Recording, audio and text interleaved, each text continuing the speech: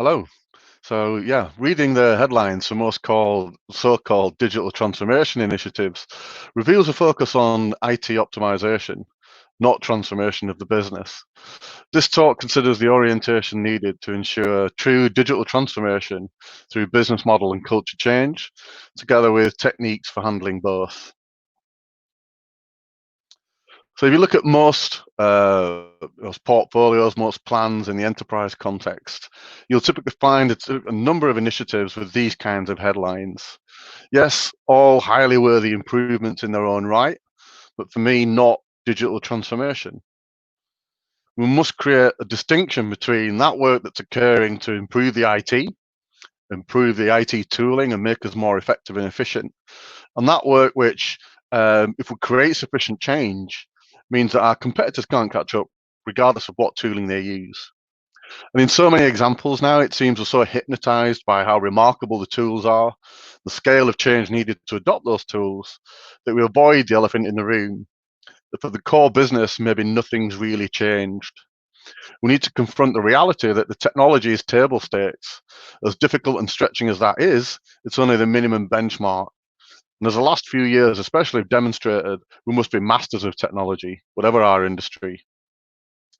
It's easy to highlight this working through some examples. So let's take a look. So if we go all the way back to the beginning of my career, which, okay, I will acknowledge is a hell of a long time ago now, I was lucky enough to spend a couple of years at Netscape. This gives us a profound example for our theme.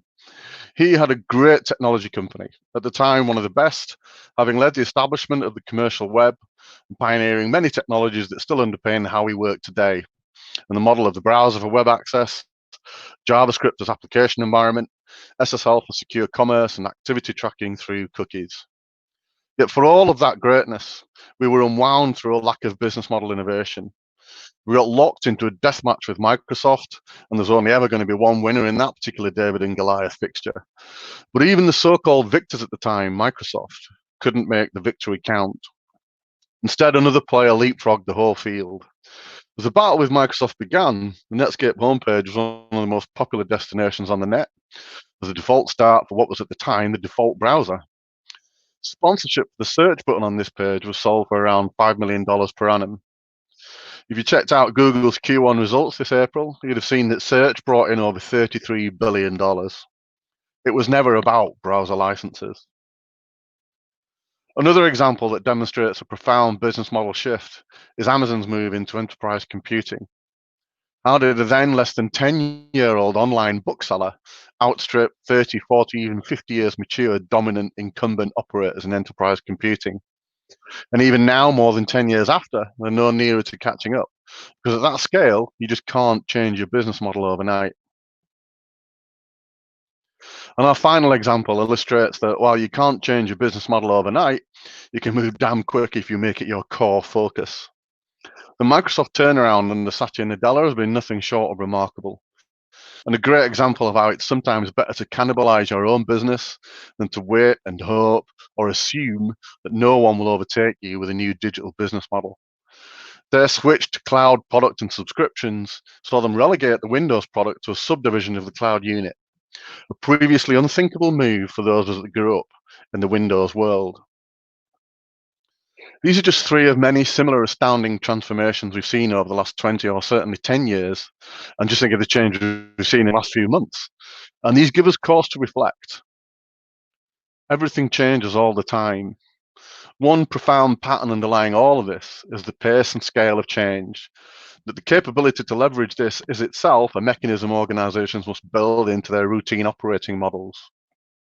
But for all the talk of change and transformation, surprisingly few do this. A useful model here is the Red Queen hypothesis, coined in the field of evolutionary biology. The states that to survive an evolving system, one must co-evolve with the best traits to survive that system. Taken from Lewis Carroll's Through the Looking Glass, the Red Queen tells Alice as they run the race that while it takes all the running they can do just to keep in the same place, if you want to get somewhere else, you must run at least twice as fast as that. So just think for a minute of all your programs, portfolios, teams, resources, and partners. Much more likely the sum total is only keeping you where you already are. What is the pivot, the lever that can give you true distance? In a previous talk, I highlighted the IT business divide and the tendency for many IT teams to dig themselves in as a mere supplier to an entity they call the business. The whole strategy discussion is one of those themes that's assumed to be purely in the hands of this notional business. Oh, we can't be expected to get IT right. They never lead with a business strategy. Well, strategy should be everyone's business, and certainly the CIO and the CTO's business. Failure to get on top of this means you're typically soon victim to initiatives driven by whatever themes your executive colleagues are reading in the airline magazines this month. I'm sure you've all had those prompters. Hey, shouldn't we be using this blockchain stuff I read about? One happy byproduct of the recent travel restrictions mean that there's going to be a lot less of that going on, although God knows what they're Googling instead. So instead, we need to plan based on situational awareness. We don't take a guess based on what we read other companies are doing. We instead focus attention on the actions that matter in our particular context. This is, of course, based on the Wardley mapping that I'm hoping most of you have come across, but if not, please see the links later in this talk.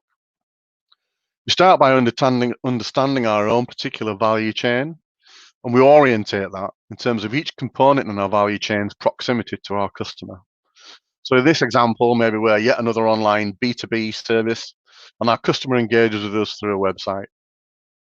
All well and good. The real trigger to strategy is established when we review our value chain in the context of the Red Queen hypothesis. So here we establish that everything changes all the time. In our market context, just as every other, propositions start in the custom premium territory and then naturally evolve to the commodity territory through the natural process of competition. So when we place our proposition in this context, we identify that while that cloud migration project we progressed last year enabled us to gain efficiencies in server provision, we're still tending to drag too much overheads in the per customer website and database configurations we're handling. This may be time to acknowledge that now our website and database are commodities too. Instead of hand wiring our own, maybe that generic cloud instance is sufficient. So we expedite our customer onboarding and save on overall costs. But we balk at consideration of our magic app. So much sunk cost in nurturing that for each of our customers separately. We know our team does that so much better than our competition, but also has a similar magic app, similarly nurtured for each. But by facilitating the conversation through this transparent means, we can more meaningfully consider the scenarios. Maybe if we did commoditize this before our competitors do, we can up a whole new service engagement model on the left, demonstrably distanced from the competition. If we're brave enough to cross that chasm, we can establish our magic app as maybe a commission on demand service. We can open source it and also commoditize the competition, assuming we've invested in our own head start. This specific example isn't the point, but I hope you can see that we're underway with a conversation now that's easily augmented by finance, by marketing, by ops, because we can all see and understand what's going on in working through the options. There's too much that goes on in the name of strategy that merely posits utopian visions or projects superlative grand goals. Describing a destination is no substitute for developing a comprehensive approach for how the organization will achieve its stated goals. This mechanism forces us to focus on movement. Are we actually crossing boundaries? Are we actually pushing to the leading edge? Are we purposefully commoditizing our competitors' key offerings to open up the market? It helps us work across disciplines and functions to identify coordinated actions focused on key points of leverage, focusing energy and resources on few pivotal objectives whose accomplishment will lead to genuine breakthroughs. Of course, I'm barely scratching the surface of the first sentence of the astonishing range of materials Simon has made available for application of this technique. Please do read it further if you haven't come across it before. And returning to our main theme, I will admit to being a tad clickbaity in positioning this title, but you'll remember I highlighted that digital transformation is about business model evolution, accelerated and multiplied by mastery of technology. Digital expertise is now table stakes for operating in just about any sector. And just like you needed the steam engines to compete in the beginning of the industrial age, today you need a software platform to compete in the digital age. It's abundantly true, albeit a little bit trite. Software is eating the world. And this results in probably a very different organization from the one you're looking at now. But guess what? Mapping can help you determine that too. And it prevents you from, for instance, mean copying set methods and techniques that you've seen other organizations do just because they happen to be successful in their context. And where you are lining up those enabling projects, make sure you're benchmarking that the proposed outcomes of those initiatives are taking you where you need to be to have a sufficient engine for today's growth. If you're seeing use cases tied to especially the first two of these phases, then maybe you're not stretching far enough for that next wave of capability. Are you taking advantage of the leading edge to give yourself the best acceleration and leverage, or are you just playing catch up? So we've done the mapping exercise, we're pivoting our investments, we're stretching to the leading edge, straight into the classic inhibitor, culture. And one of the most common observations made by execs in organizations struggling with digital transformation is our teams just don't get this. Our people are not collaborative enough, not entrepreneurial enough, not fast enough. You look at the actual work getting done and the environment for managing, and you find that while all these visionary themes and grand goals are being broadcast, people's day-to-day lives are mired in the corporate treacle of ever-changing reporting lines, escalating ladders of abstract KPIs, and never-ending death march projects. If you create the conditions that make it easy for teams to collaborate, worthwhile for teams to collaborate, then maybe you'll see a change in behavior. So this title is a little bit glib. Culture change is free. And of course it isn't. It requires you to do all of the work to create the environment that means that the people start to living through those new experiences, then live through different beliefs and different expectations, and you will see a change in people's behaviors.